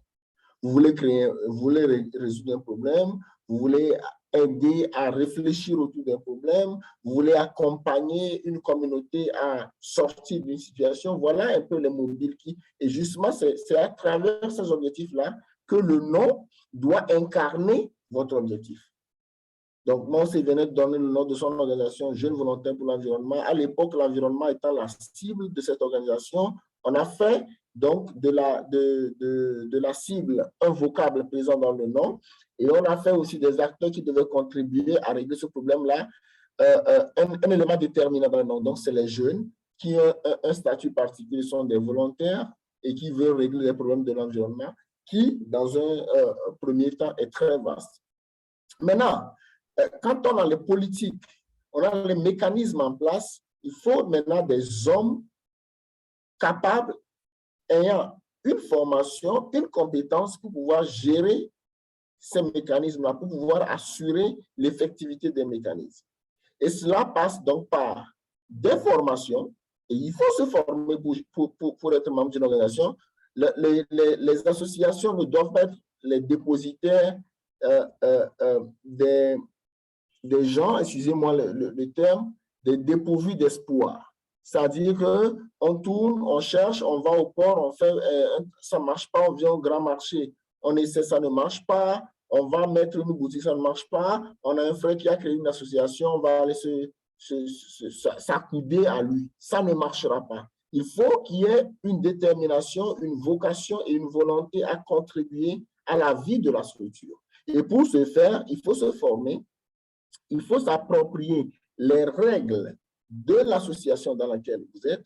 Il faut aussi comprendre le secteur d'intervention de l'association et apporter une plus-value. Parce que, voyez-vous, aujourd'hui, il y a peut-être 20 ans, les associations étaient un peu déposées à qui veut. Aujourd'hui, le secteur se professionnalise et on ne se lève plus pour y aller. C'est pourquoi, d'ailleurs, je salue l'initiative et votre vocation, votre volonté à apprendre, à découvrir, à comprendre le système même avant d'y aller. On a beau avoir les meilleures idées, on a beau avoir les meilleures inspirations, si on n'a pas la formation adéquate et la rigueur, je vais revenir sur le mot rigueur. La grandeur d'une organisation dépend de sa rigueur. Et la rigueur, ce n'est pas l'organisation qui la met en œuvre, c'est les hommes qui constituent le vivier de l'organisation, de l'association, qui mettent la rigueur en œuvre. Vous êtes directeur, vous avez la facilité, la latitude de gérer les fonds comme vous le voulez, mais les tests de l'association ne vous le permettent pas et vous devez vous y soumettre. Vous devez vous y soumettre. Vous n'avez pas 5 francs à la maison, la caisse de l'association ne vous appartient pas. Mais avant de parler de l'argent, vous devez mettre en place un système managérial. Et justement, quelqu'un a posé la question entre leadership et management. Mao a dit qu'il a peur du leadership. On peut avoir peur du leadership, je comprends. Mais il faut retenir qu'il y a plusieurs types de leadership. Il y a plusieurs types de leadership. Donc, il faut un leadership associatif. Et le leadership associatif vient à maîtriser les fonctionnements, les règles et les mécanismes de fonctionnement d'une association. Maintenant, à cela, il faut s'accouder, il faut s'approprier le mécanisme de management. Donc, le mécanisme de management consiste à dire que moi, je suis le directeur d'une organisation, mais je ne fais pas peut-être le micromanagement. C'est-à-dire, j'ai ce qu'on appelle dans le système anglo-saxon les line managers, qui sont des gens qui sont sous moi, mais qui ont la compétence de gérer d'autres personnes. Donc, moi, je m'assure à ce que le programme, la vision de l'organisation soit portée par les line managers qui me rendent compte et qui suppléent et surveillent la mise en œuvre des activités qui sont les leurs. Donc, il y a tout un mécanisme relatif à l'organigramme de l'association que vous devez mettre en place qui permet de comprendre le système managérial lui-même. Le management, ce n'est pas quand le directeur est là, quand il donne les ordres. Le management est réussi lorsque, même à l'absence du directeur, le système marche. Et ça, ce n'est pas du leadership, mais c'est du management. Le leadership, c'est de pouvoir avoir le réflexe suffisant pour prévenir les grands risques auxquels une association peut être confrontée, pour identifier les bons éléments et mettre en place le langage, parce que le langage est très destructeur en matière associative. Vous avez dit un seul mot qui pourra étouffer tout l'engouement, tout le momentum d'une organisation. Donc, voilà un peu quelques attitudes personnelles qu'il faut développer. Je crois que pour être aussi un bon manager, puisqu'il s'agit du management, il faut développer la capacité d'écoute. Ce sont des éléments qui sont très importants qu'il faut développer, ce sont des compétences qu'il faut développer pour permettre à toute personne qui vient vers vous de trouver la raison et le mobile nécessaire pour apporter un plus à votre organisation. C'est ainsi que votre organisation devient grande parce qu'elle a fait ses preuves à partir du dehors. Vous savez, quand on se parle aujourd'hui de JVE, il y a plusieurs petites organisations qui ont acquis l'adhésion et la confiance des autorités. C'est aussi un indicateur. À partir du moment où vous allez à une réunion, à partir du moment où vous allez à une rencontre et qu'un ministre peut, dans la longue liste, la panoplie d'organisations qu'on a au pays, peut dire, je connais cette organisation qui fait du bon travail, c'est une marque. Et cette marque-là, en anglais, ça s'appelle du branding. Il faut l'entretenir. Il faut faire en sorte que votre réputation, que votre renommée soit à la taille de vos ambitions. Et l'ambition, c'est la vision de l'organisation qu'il a définie. Et il faut toujours réussir à définir clairement sa vision. Tant qu'on n'a pas bien défini la vision de l'organisation, on va, comme on le dit, malheureusement, du coq à l'âne. Mais à partir du moment où la vision est clairement définie, on va définir une stratégie autour de la vision. La stratégie va se transformer en programme. Les programmes vont aller en projet et les choses vont se passer comme sur une roulette.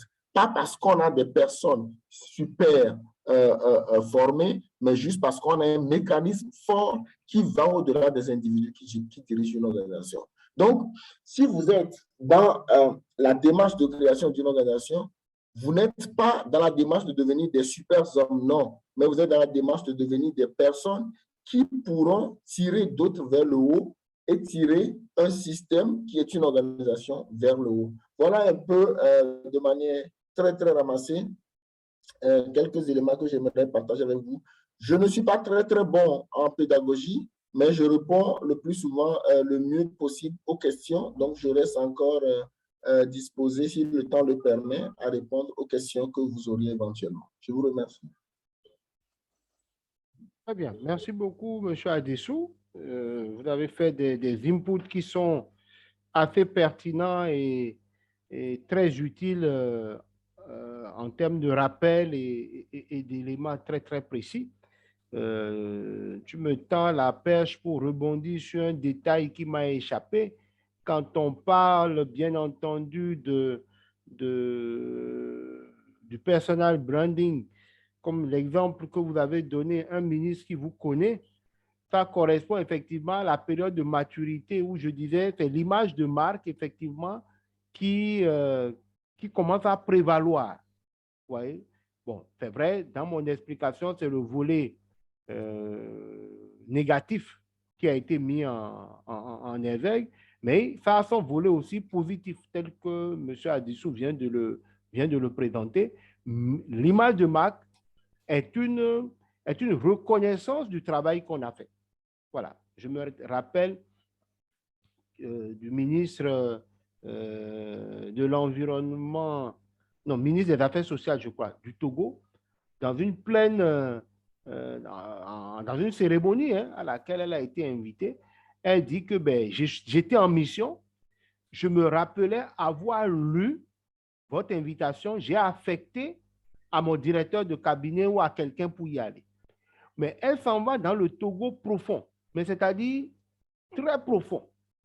Et à l'entrée du village, elle voit la plaque, j'y veux. Elle dit, ah bon, ces gens qui m'ont invité, ils sont jusqu'ici. Et dans la salle, elle demande, est-ce qu'il y a des ONG? On dit oui. Est-ce qu'il y a l'ONG J'y veux? Oui, il y a un monsieur qui se lève, qui est l'un des responsables de l'antenne locale. Et là, elle se dit, à cette invitation qu'on m'a faite, je vais venir moi-même, je vais participer moi-même. Donc, c'est quelque chose de super important qui fait partie des succès qu'on peut célébrer lorsqu'on travaille sérieusement. Voilà. Merci beaucoup, M. Adessou. Donc, vos questions seront les bienvenues, s'il vous plaît. OK. Moi, vraiment, je lui dis merci. Merci pour tous ces éclaircissements. Merci pour tous ces apports. C'est vraiment enrichissant. Maintenant, ce que je voulais savoir, est-ce que l'âge de la retraite est vraiment, c'est un frein, c'est un handicap pour se créer ou bien pour adhérer à une association? Parce que tout à l'heure, on a parlé d'idées. On peut avoir l'idée à n'importe quel âge. Et souvent, même, c'est à l'âge même de la retraite. Mais l'âge même, la maturité même d'adulte, qu'on a des idées, on voit des gens partout. En matière de ceux qui innovent le monde, qui changent le monde, qui changent la donne. Souvent, même, c'est à partir de 75 ans, 80 ans, Bon. Est-ce que l'âge, là, dans le centre de retraite, là, c'est un handicap ou adhérer même pour créer une association? Merci pour la question. Je veux bien recadrer ce que j'ai dit. L'âge de la retraite n'est pas un obstacle. OK? Je connais des gens qui se sont plus rajeunis après la retraite. Donc, l'âge de la retraite peut être un élément motivant. Néanmoins, lorsque l'idée principale qui est derrière le projet de création d'une organisation est d'en faire un outil de sa retraite, c'est-à-dire de vivre de la... On a déjà faussé la démarche. On ne crée pas une association pour... Les associations nourrissent, d'accord? Les associations doivent nourrir les hommes. Mais on ne crée pas une association pour se nourrir. On crée une association pour régler un problème. Et lors du règlement du problème, on se donne la chance de contribuer à se restaurer. Et ce n'est pas le contraire. Désolé, je vais recevoir la...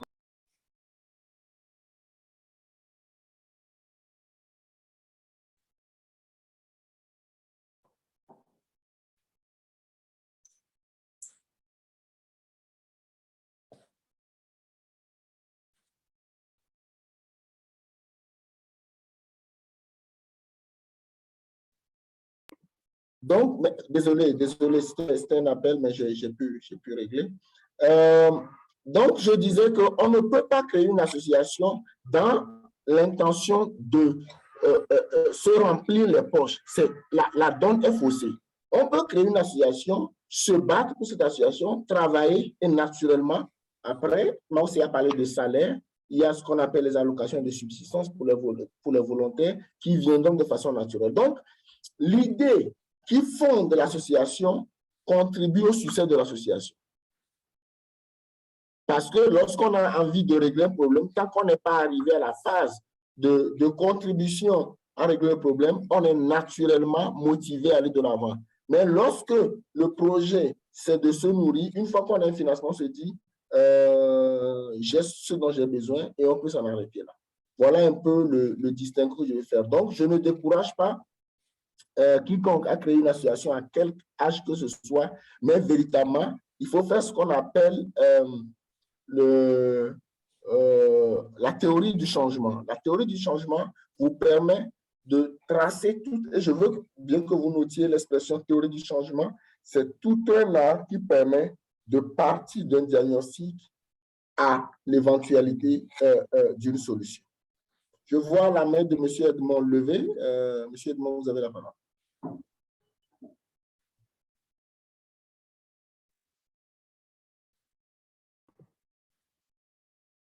Monsieur Edmond, vous êtes avec nous?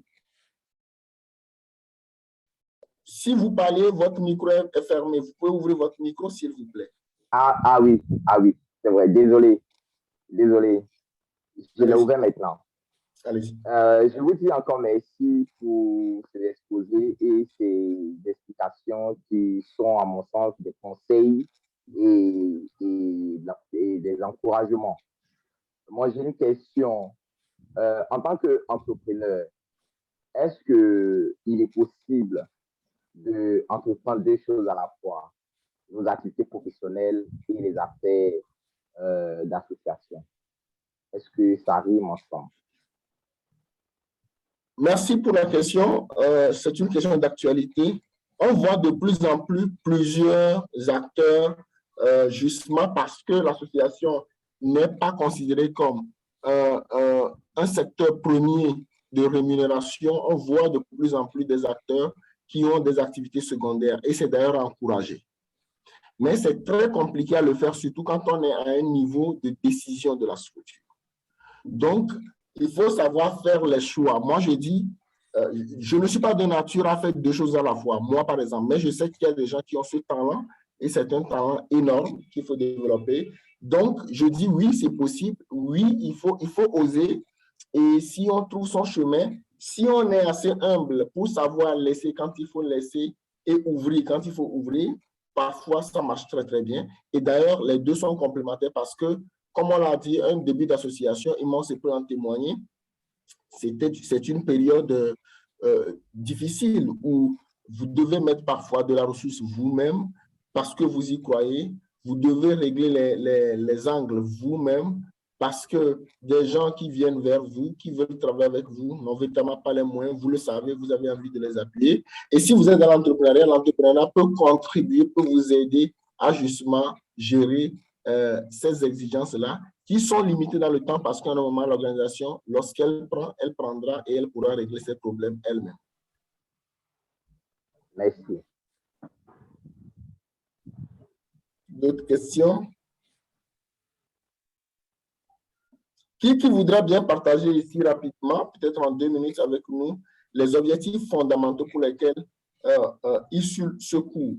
Quelqu'un a envie de partager les objectifs pour lesquels il a trouvé le cours intéressant sur? Oui, moi, j'aimerais partager mon objectif. Ça m'a plu de savoir comment créer une ONG. On le sait, les objectifs en créant une ONG. La manière dont nous devons le faire pour pouvoir y parvenir. Voilà, en faisant bien sûr les objectifs. C'est ce qui m'a motivé à pouvoir vouloir participer. OK. Merci. Votre objectif, il est noble, mais il est à 2 niveaux. Donc, je crois que la première phase est en train d'être passée. Donc, on veut faire un peu là les terminologies qu'on rencontre généralement dans les associations. Ce qu'est une, parce qu'on ne crée pas une ONG, il faut aussi le corriger. On crée une association qui devient une ONG après. Une ONG, c'est un statut que l'État dans lequel vous avez créé votre organisation, votre association, accepte vous octroyer parce que vous avez atteint un certain niveau de maturité. Donc, vous créez une association. Et c'est après, donc, si tel est votre projet, je propose qu'après cette phase, que vous alliez plus loin pour apprendre comment est-ce qu'on élabore certains documents. Parce que c'est important. Ça vous permettra d'anticiper et d'aller plus vite que de tout apprendre à la pratique. Le learning by doing est très utile si vous avez un leader devant vous, mais si vous n'avez personne qui a l'expertise nécessaire, alors il serait bien d'aller aussi à l'école de la chose pour anticiper un tout petit peu sur le temps, je veux dire. Ok, d'accord, j'ai compris. Voilà. D'accord, merci bien. Merci à vous. Monsieur Eder, j'ai cru comprendre que vous voulez intervenir. Oui, c'est bon, j'ai compris maintenant. Ah, ok, d'accord. Merci. Bon, d'accord. S'il n'y a pas d'autres éléments, d'autres idées, d'autres questions, Maussé? Très bien. Merci beaucoup. Merci beaucoup. C'est un plaisir. Et je tiens à revenir sur un détail encore. Je ne sais pas si ça a été très clair, cet aspect, lors de la session du mardi, mais je me rappelle que dans la session précédente, j'avais beaucoup martelé ça. C'est-à-dire ce que M. Adessou vient de dire, on ne crée pas ONG, on crée association. C'est pour ça même la formulation, si vous vous rappelez même de la formation, c'est création d'association loi 1901. Ce n'est pas création d'ONG. Maintenant, comme on dit souvent, on dit ONG. Bon, c'est un euphémisme lexical qu'on utilise. Ce n'est pas la chose en elle-même. D'accord? Donc, voilà. Alors, on va aller vers le dernier temps fort de notre formation. Donc, je vais retourner dans mon PowerPoint. Est-ce que vous me permettez, maintenant, moi, je peux... Oui. Merci beaucoup, M. Adi. Merci, c'est un grand plaisir. Bonne chance à tout le monde. Merci. Ouais. On va terminer en partageant ceci. Donc, quels sont les organes en résumé, parce qu'aujourd'hui, on termine avec tout ce qui est association, ONG, création. Voilà, on finit avec ça. À partir de demain, on va parler de projet. On est d'accord? On va parler de projet. Alors, premier organe, c'est l'Assemblée générale, l'AG. C'est un organe de décision. Ensuite, on a le conseil d'administration. Selon les associations, il peut s'appeler le bureau exécutif, qui est un organe d'administration et d'orientation. Nous avons le commissariat aux comptes, qui est un organe de contrôle interne. Nous avons un organe consultatif.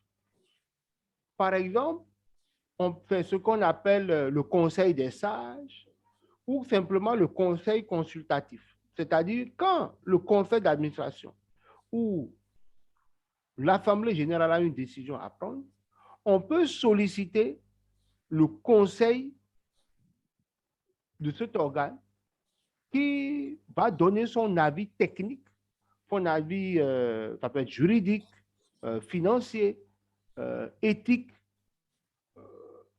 autour d'une décision qui doit être prise.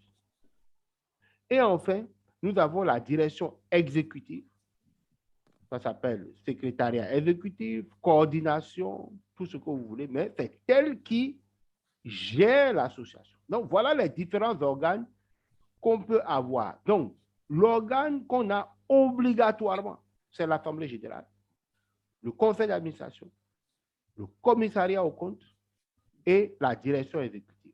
C'est, alors peut-être même la direction exécutive, on peut la laisser. L'Assemblée générale, le conseil d'administration, le commissariat aux comptes, c'est les trois organes quasiment obligatoires. Très obligatoires. La direction exécutive va être obligatoire, mais elle dépend des moyens. Ça dépend des moyens qu'on a dans l'association. Alors, quel est le fonctionnement de ces organes? Ici, j'ai mis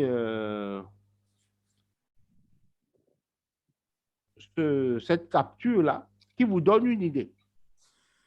Au niveau de l'Assemblée générale, c'est tous les membres de l'association avec droit de vote. Donc, là, c'est tous les membres de l'association qui sont à l'Assemblée générale. Elle se réunit en général une fois par an. Quelles sont ses attributions, l'Assemblée générale? Elle peut nommer ou révoquer des dirigeants. Elle examine et approuve les comptes. Elle peut donner ou refuser quitus aux dirigeants. Elle vote le budget. Elle statue sur les questions soumises par le conseil d'administration ou l'Assemblée générale extraordinaire. Donc, l'Assemblée générale, c'est l'instance suprême de décision. Je le répète encore, l'Assemblée générale est à une association ce qu'est le peuple dans une démocratie. Le deuxième organe, c'est l'Assemblée générale extraordinaire.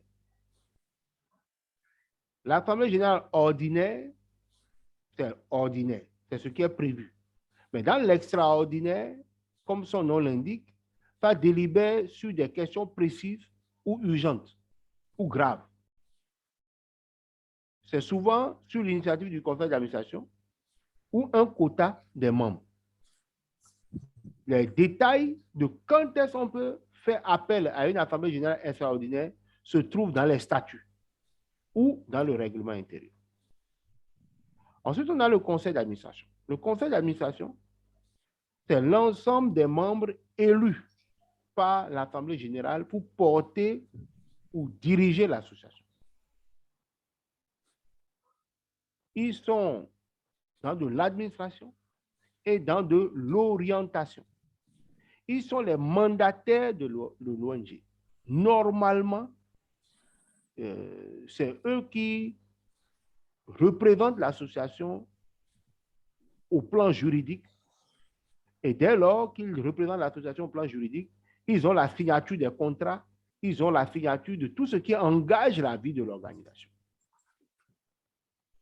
Ils se réunissent généralement une fois par trimestre et les membres du conseil d'administration ne sont pas des salariés, c'est des bénévoles de l'association. Au niveau du bureau du conseil d'administration, donc, c'est les membres élus précédemment dans le conseil d'administration qui forment le bureau. C'est le président, le secrétaire, le trésorier. C'est minimum, c'est 3.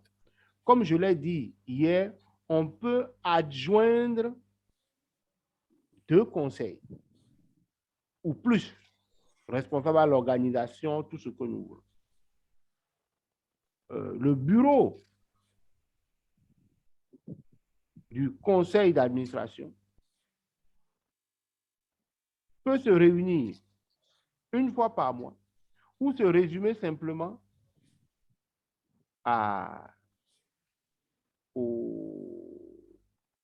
au trimestre du précédent établissement. Dans beaucoup d'associations, il n'y a pas cette distinction faite entre le bureau du conseil d'administration et le conseil d'administration. Mais selon certaines ONG, il y a des ONG où le conseil d'administration est composé peut-être de 9 membres, de 12 membres, de 13 membres, de 15 membres. Donc là, on va avoir un bureau qui est composé des 3 ou 4 principaux qui travaillent et qui rendent compte. Mais la majorité des petites associations, généralement, où c'est 5, 7 membres, 3 membres au niveau du conseil d'administration, ils ne font pas ressortir l'action du bureau du conseil d'administration. Vous avez le commissariat aux comptes. Là, eux, ils sont là pour une fois par an vérifier l'exactitude des comptes financiers. C'est le premier palier de ce qu'on appelle le contrôle interne. Donc, dès que le contrôle interne est bon, c'est le premier palier. Et eux, ils rendent compte directement à l'Assemblée générale. C'est l'Assemblée générale qui les élit, pour vérifier si les comptes que nous présente l'association, est-ce que les comptes sont fiables. Donc, ça veut dire qu'une fois par an, les membres du conseil d'administration, généralement, viennent vérifier les comptes. Les membres du commissariat aux comptes. Ils rendent compte à l'Assemblée générale parce que les comptes doivent être certifiés par le trésorier général après avoir fait son travail. Donc, c'est un contrôle du travail du conseil d'administration que fait le commissariat aux comptes. Donc, le commissariat aux comptes a un lien hiérarchique supérieur au conseil d'administration. L'organe consultatif, comme je vous l'ai dit tout à l'heure, c'est des membres élus par l'Assemblée générale, exemple des anciens présidents, les membres d'honneur, les personnes ressources. Et ils sont là pour donner des avis techniques de par leur expérience. Voilà. Et leur fonctionnement est défini dans le règlement intérieur. Donc, si vous en avez, donc, le règlement intérieur dit ce qu'ils doivent faire, comment ils travaillent, dans quelles conditions ils sont consultés, etc. Enfin, nous avons la direction exécutive. Ça, c'est le personnel nommé ou recruté. Leur objectif, c'est la gestion quotidienne de l'ONG sur le plan administratif, financier et relations avec les partenaires et les contrats. Donc, c'est à ce niveau, dans sa nomination, dans son cahier de charge, dans son mandat, on va avoir ce qu'on appelle la délégation de signature. Donc, le président, ayant recruté un directeur, il va lui déléguer le pouvoir de signer certains contrats, de signer certains chèques avec le trésorier ou avec la comptable. Donc, ça dépend du manuel de procédure. Donc, cette délégation-là, c'est là où la direction exécutive le prend par son directeur. Il va proposer la nomination d'un personnel que le conseil d'administration va valider. Ensuite, ici, vous avez quelques idées, le rôle et responsabilité des acteurs dans le fonctionnement d'une ONG. Première chose, au niveau de la création, c'est les membres fondateurs. L'ouverture du compte bancaire, c'est le président, le trésorier, le directeur ou le coordinateur s'il existe. Et généralement, on va, pour la signature des chèques, aller vers 2 des 3 signatures. Soit c'est le président et le trésorier, plus le directeur ou le coordinateur. Donc, systématiquement, vous voyez que la signature du directeur ou du coordinateur est quasiment obligatoire. Parce que généralement, c'est lui qui mobilise les partenaires, c'est lui qui mobilise la ressource. Mais, par exemple, moi, dans mon ONG, on a 3 signatures. C'est 2 des 3 signatures. C'est-à-dire, soit je signe en tant que directeur avec le trésorier, ou je signe en tant que directeur avec le président, ou le président et le trésorier signent en l'absence du directeur. Voilà. Mais généralement, beaucoup de partenaires exigent que le directeur soit signataire sur leur projet. Représentant vis-à-vis des tiers. Donc, c'est le président ou un autre membre du CA mandaté. Soit c'est le directeur ou le coordinateur mandaté. Donc, c'est eux qui ont la représentation de l'image de marque de l'organisation. C'est le président ou le directeur s'ils les mandatés. La convocation et tenue des réunions statutaires, AG, conseil d'administration. Là, c'est le président qui convoque l'Assemblée générale ou le secrétaire général qui convoque l'Assemblée générale. Quand c'est le CA, quand c'est le conseil d'administration, quand c'est les réunions du conseil d'administration, c'est le président ou le secrétaire général. Quand c'est l'AG, c'est le président ou le secrétaire général aussi qui convoque. La mobilisation des ressources internes, les cotisations des membres, c'est le trésorier. La planification stratégique dont je vous ai parlé, c'est les membres du conseil d'administration qui le valident, mais généralement, c'est préparé par le directeur ou le coordinateur ou la direction exécutive qui soumet au conseil d'administration qui, après étude, le valide. Et souvent, c'est soumis maintenant à l'Assemblée générale pour être entériné comme un document faisant force de loi. Le recrutement ou la nomination, le licenciement ou la supervision du directeur, c'est le président qui est le supérieur hiérarchique du directeur. La gestion du personnel, recrutement, les réunions, le licenciement, c'est le directeur ou le coordinateur. Mais les membres du conseil d'administration peuvent être associés par moment. Par exemple, quand vous recrutez, quand le directeur exécutif recrute son directeur des programmes, celui qui pratiquement est le numéro 2 de l'administration, vous ne pouvez pas le licencier sans prendre l'avis du conseil d'administration. Ce n'est pas possible. Vous devez expliquer pourquoi vous proposez son licenciement. Et quelquefois, le conseil d'administration peut tenter des négociations, des conciliations pour voir. Voilà. Enfin, il y a aussi un autre détail. J'ai voulu mettre ça là pour vous montrer le rôle de chacun. Alors, identification des projets. C'est le chargé de programme, le chargé de projet, c'est le directeur, c'est le coordinateur. Ça dépend. L'élaboration des projets. C'est le chargé de programme ou de projet. Ce sont les animateurs ou les techniciens qui sont dans la boîte. Ou quelquefois, c'est le directeur lui-même qui élabore les projets. La mobilisation des ressources externes, c'est le rôle du directeur ou de la direction exécutive. Et souvent, les membres du CA, notamment le trésorier. C'est lui qui doit aussi travailler à la mobilisation de ressources. La signature des contrats, je vous l'avais dit tout à l'heure, statutairement, c'est le président, mais il peut donner délégation de pouvoir au directeur pour le faire. Les planifications opérationnelles, court terme, moyen terme, ce sont les animateurs, les techniciens, supervisés par le chargé de programme ou le directeur des programmes ou les coordinateurs de projets, etc. La gestion financière, le premier responsable, c'est le directeur. Selon la taille des organisations, on a un responsable administratif et financier. Sinon, c'est directement le directeur et le comptable pour les petites organisations. Et du point de vue du conseil d'administration, c'est le trésorier qui s'occupe des rapports financiers et des audits. Pour la signature des chèques, je vous ai déjà expliqué, on peut avoir plusieurs comptes. Les gros comptes des projets, c'est généralement le président ou le trésorier plus le directeur. Maintenant, on peut avoir des comptes opérationnels.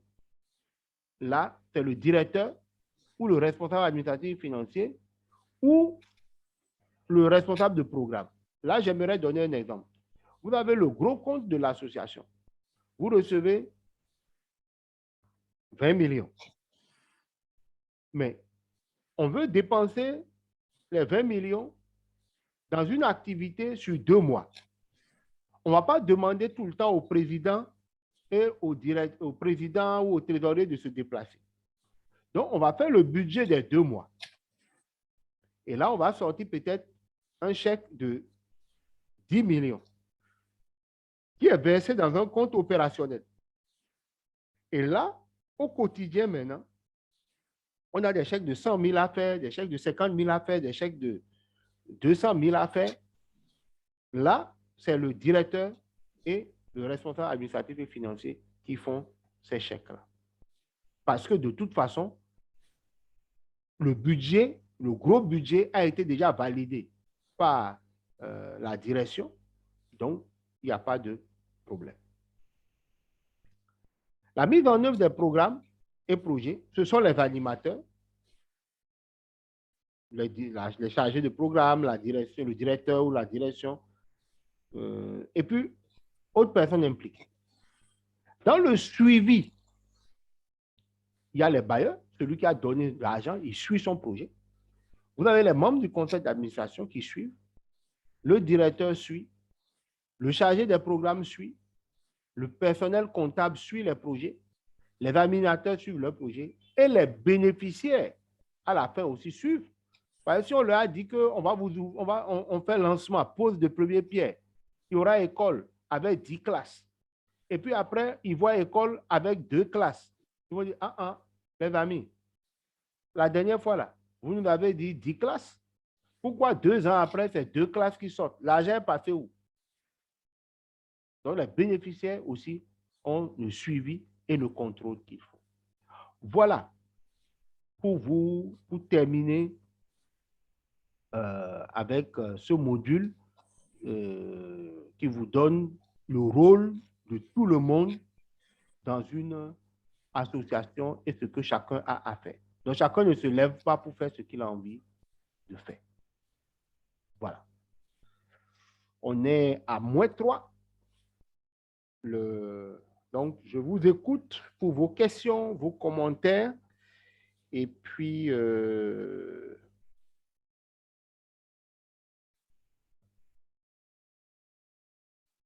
ça me permettra de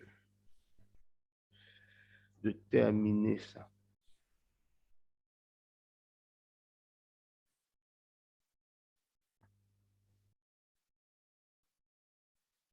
Allez, vos questions?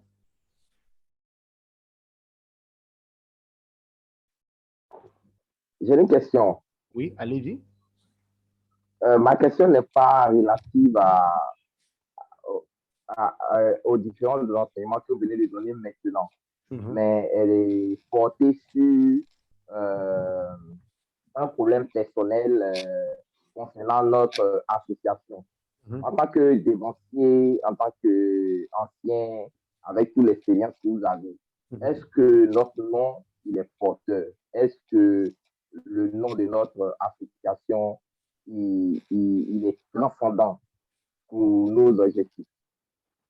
Bon, en ayant suivi la formation jusque-là, quelle réponse vous-même vous donnez à cette question?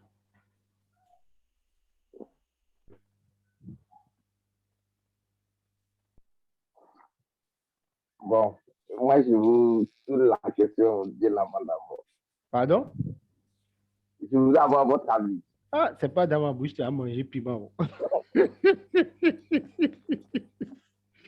Non, non. Vous-même, dans le déroulé de la C'est des formation. critiques. Nous, on veut des critiques. On veut avoir des critiques.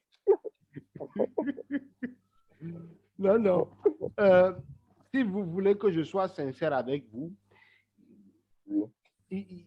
il faut revoir. Il faut revoir. Oui.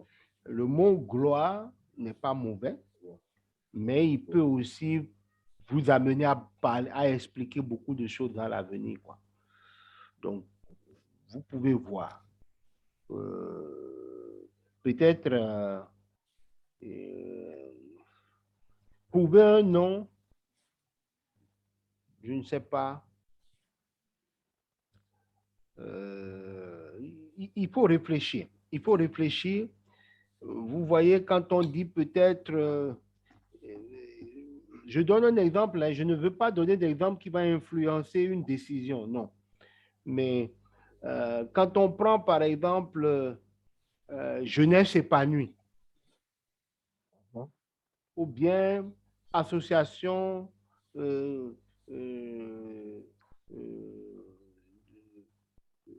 développement des jeunes victimes de la crise électorale, ouais, ou des jeunes victimes des conflits politiques. Voilà, un truc, quelque chose comme ça. Ça dit ce que vous voulez faire. Mais l'inconvénient, c'est comme on a dit dans la formation, c'est dès que vous aurez atteint cet objectif, le nom devient obsolète. Voilà. Mais ça peut être une option qu'on prend en se disant effectivement dans 10 ans, dans 15 ans, il faudra peut-être switcher vers autre chose.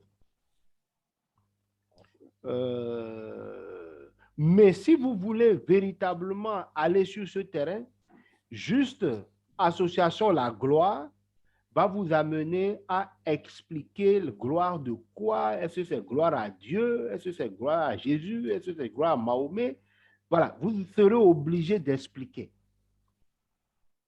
Voilà. Et en votre absence, ONG La Gloire ne dit rien à quelqu'un qui prend votre nom comme ça sur le papier. Voilà. Mais par contre,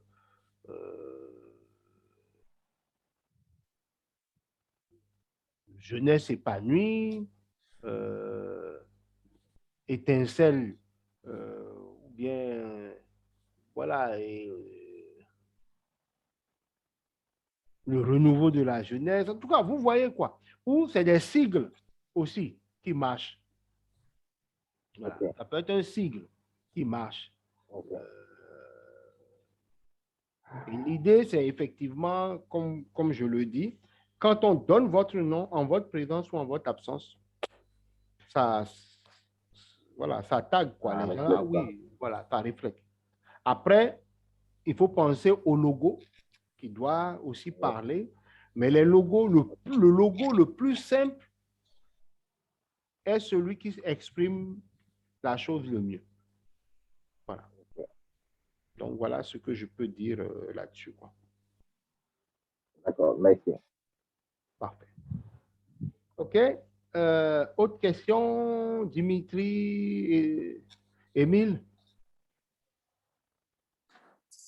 Moi, ça va. Hein? Tout est bien expliqué hein, dans tout le tableau. Moi aussi, ça va. D'accord. C'est bien clair. D'accord. OK. Donc, je vais vous remercier pour votre attention. Donc, on vient de boucler, je crois que c'est le module 3. Vous comprenez pourquoi je voulais le commencer hier? Parce qu'il est dense. Il est dense. Et donc, demain, normalement, s'il plaît à Dieu, on va démarrer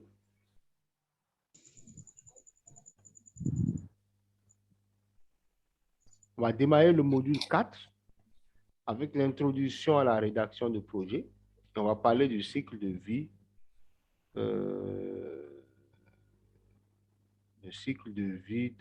du projet. Donc, normalement, le module 5, là, je crois qu'il y a un ajustement à faire. Oui, il y a une erreur là. Parce qu'on démarre déjà le 4. C'est que dans le 4, on parle véritablement du cycle de vie. Mais dans le module 5, c'est un peu étriqué façon là. En tout cas, pour les 4 modules qui suivent là, je vais faire un travail que je vais vous soumettre demain. Un travail. Parce que le samedi et le dimanche, j'ai la même formation, mais en présentiel, ici à Dakar. Je le fais 4 heures samedi, 4 heures dimanche. Donc, je sais que le samedi, je vais être un peu fatigué parce que j'aurais fait ça une bonne partie de la journée. Mais bon, c'est le prix à payer pour partager. Il n'y aura pas de souci. OK. Donc, voilà. Merci beaucoup, les amis. Passez une bonne soirée. Merci beaucoup. Et je vais partager encore ce soir ou demain des éléments complémentaires dans le groupe, comme ça a été le cas. La vidéo sera disponible dès ce soir ou demain aussi. Merci beaucoup. Bonne soirée à tous. Merci beaucoup. Bonne soirée. Merci beaucoup. Merci bien, merci.